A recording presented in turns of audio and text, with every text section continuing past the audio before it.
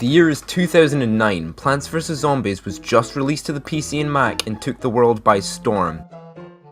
Later in the year, Plants vs Zombies came to mobile. If there was a game you had to get on your phone, it was Plants vs Zombies. The game was perfect. It was a perfect time consumer and extremely addictive from level 1 all the way to the end. You could sink several hours glued to your phone screen just collecting the sun and beating the undead.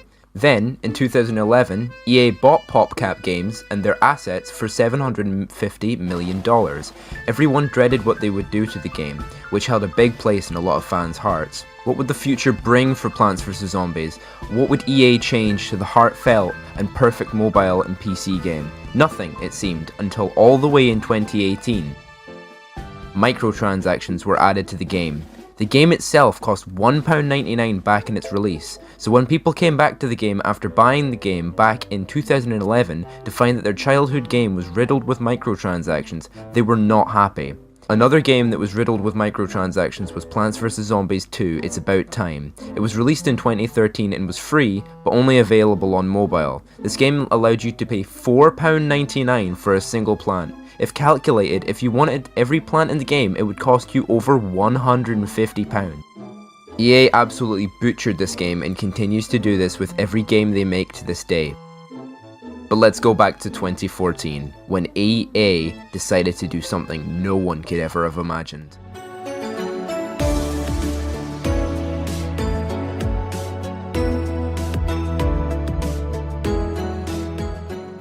Plants vs Zombies Garden Warfare, the biggest surprise to the Plants vs Zombies community.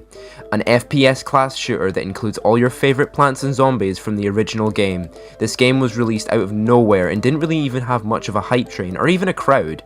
Everyone was just confused. This game was amazing, however. The gunplay and classes were perfect even though they were unbalanced. The fact you could get upgrades in different variants for your plants and zombies was breathtaking, and the graphics were stunning. The game was amazing, including many game modes for multiplayer PvP, multiplayer PvE, and even single-player PvE.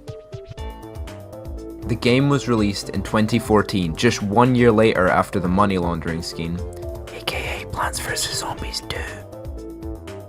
This game was very close to fans' hearts, as it was a great game filled with content and was continuously updated with big changes. Let's forget about the Cheeto promotion though, shall we?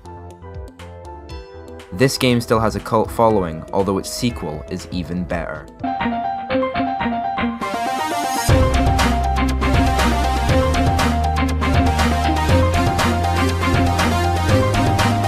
Plants vs Zombies Garden Warfare 2. Wow, that's a mouthful. Would be a shame if they were to get any longer. The game was released in 2016, less than 2 years after the hit that was Garden Warfare 1. This game featured new zombies such as the Imp, Super Brains, and Captain Deadbeard. They also introduced well-known and brand new plants including Citron, Rose, and Kernel Corn. These characters also had their own abilities and variants. Personally, I loved Plants vs Zombies Garden Warfare 2 more than the first, purely because of its content value and everything to do with the gnome story. Yes, this game has lore. This lore includes becoming a guinea pig for Dr. Zomboss, joining a secret agency, and having a gnome upgrading the controls time and quantum mechanics. Pretty simple stuff, honest. The main game takes place in the Backyard Battleground, a map that is split in two with a plants and zombies side. There was many collectibles in this game, including the golden gnomes, which made you go to different maps like the Backyard Battleground and all the multiplayer maps and make you collect every single gnome. Who would be crazy enough to spend hours and hours collecting? Me. I did. I regret every second of it. Was it worth it? No. No, it wasn't. But at least I have a collection now. I mean, they don't do anything because I haven't got all the stars yet, but I mean, it's pretty cool, I guess. Why did I do this to myself? But hey, I got a cool hat and a little jingle, so that's something, right? I'm a gnome, yes I am a gnome. This, in my opinion, was the last good game in the series, but we still have to talk about hell itself.